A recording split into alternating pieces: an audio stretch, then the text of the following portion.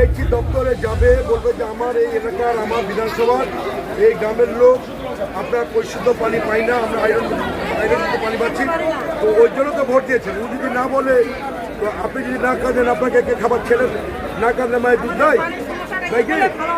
আপনি এটা, আমি যখন এসেছি এখানকার পঞ্চায়েত সমিতির সভাপতিকে আপনি লিখে দেন, আমি যোগাযোগ করে ওখান থেকে আমি কাজ করব। প্রথম কথা হচ্ছে, আমাকে পাঠিয়েছে রাজ্যের মুখ্যমন্ত্রী তার মন্ত্রিসভার সদস্য হিসাবে আমাদের পাড়া আমাদের সমাধান এই শিবিরের মাধ্যমে প্রতিটি বুথে 10 লক্ষ টাকা পাঠিয়েছেন, যে সমস্ত পাড়াগতভাবে যে সমস্যাগুলো আছে সেগুলোকে তুলে সেই কাজগুলোকে সমাধান করতে হবে। এবং তার আগে উনি ব্যক্তিগত জীবনে পশ্চিমবঙ্গের প্রতিটি মানুষের জন্য, মানুষের জন্য নয়, প্রতিটি পরিবারের জন্য উনি জন্ম থেকে মৃত্যু পর্যন্ত একাধিক পরিকল্পনা গ্রহণ করেছেন এবং সেটা বাস্তবে রূপ দিয়েছে। এবং এই ফল মানুষ কীভাবে পাচ্ছে বা কোনো অসুবিধা হলে তাদের পাশে মানবিক মুখ নিয়ে দাঁড়ানোর জন্য দেখছেন পাশে দুয়ারে সরকার। এই দুয়ারে সরকার, মানুষ তার সমস্যাগুলো বলছেন, সেগুলো আমরা সমাধান করছি। আমাদের পাড়া আমাদের সমাধানের মাধ্যমে যে ছোট ছোট প্রকল্পগুলো আছে সেগুলো লিপিবদ্ধ হচ্ছে। আমরা 10 লক্ষ টাকা দিয়ে সেই কাজগুলো করে দিই। আমি এখানে দিদি ভাই বোনদের সঙ্গে কথা বলছিলাম যে এখানে আমরা যারা জনপ্রতিনিধি হই, আমাদের মানুষের কাছে দায়িত্ব থাকে, দায়বদ্ধ থাকে যে আমরা যখন মানুষের ঘরে ঘরে যাই, মানুষকে বলি যে তোমরা আমাকে নির্বাচিত করো, আমি তোমাদের সমস্ত যা যা আমার ক্ষমতার মধ্যে পরিষেবা দেওয়া আমরা দেব। গ্রাম পঞ্চায়েত দাঁড়ায় তাদের সীমিত ক্ষমতার মধ্যে তারা পরিষেবা দেয়, যারা বিধানসভায় দাঁড়ায় তাদেরও একটা দায়িত্ব রয়েছে, কর্তব্য রয়েছে মানুষকে পরিষেবা, সেই কারণে তারা নির্বাচিত হয়। লোকসভায় যারা দেয় তারাও একটা বৃহত্তম স্বার্থে তাদের প্রয়োজন আছে।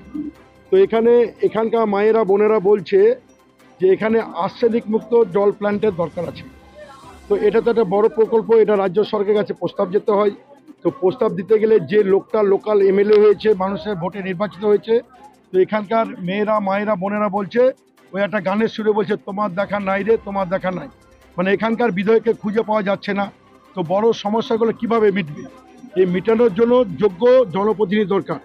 এখানকার আমার পঞ্চায়েত সমিতি তারা বলল, জেলা পরিষদ বলল যে দাদা এই প্রকল্পটা আমরা টেক আপ করেছি, আমরা যাতে হয়, এখানকার বিধায়ক যদি না করে থাকে আমাদের পঞ্চায়েত সমিতি করবে, তারা এই মায়েদের বোনদের আশ্বস্ত করবে। তো আমরা এই সরজমিনে এই আমাদের পাড়া আমাদের সমাধান এই কর্মসূচি কতটা মানুষ অংশগ্রহণ করছে না পঞ্চায়েত প্রধান মেম্বাররা ঘরে বসে আধিকারিকদের সঙ্গে করে নিচ্ছে, এটা আমরা সরজমিনে তদারকি করলাম। কয়েকশো মানুষের উপস্থিতি, স্বতঃস্ফূর্ত সারা, আমার মনে হচ্ছে মমতা ব্যানার্জি ক্যাম্প সফল হচ্ছে। আপনি বিভিন্ন উত্তর দিনাজপুরের বিভিন্ন ক্যাম্পে ঘুরলেন, কি সমস্যা পেলেন, কি চাচ্ছেন? দেখুন, একদিকে গড়বে একদিকে ভাঙবে মানুষ। আমাকে অনেকে বলছে যা পেয়েছি অতীতে কোনো সরকার দেয়নি। ছোট ছোট তারেকা, কোথাও রাস্তা রিপেয়ারিং আছে, কোথাও জলের সমস্যা রয়েছে, কোথাও ড্রেনের সমস্যা রয়েছে, কোথাও আইসিডিএস সেন্টারের সমস্যা রয়েছে। এই সমস্যাগুলো ছোটোখাটো এবং এই টাকার মধ্যে আশা করি সেইগুলো কিন্তু সমাধান হয়ে যায়। বড় কোনো সমস্যা আমাদের কাছে উঠে আসেনি এখন।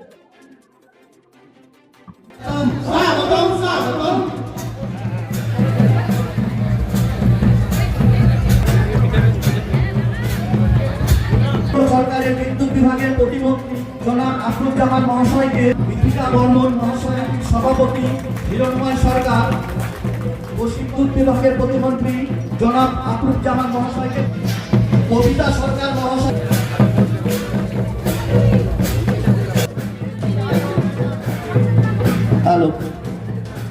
সমস্ত প্রশান্ত রায় মহাশয়কে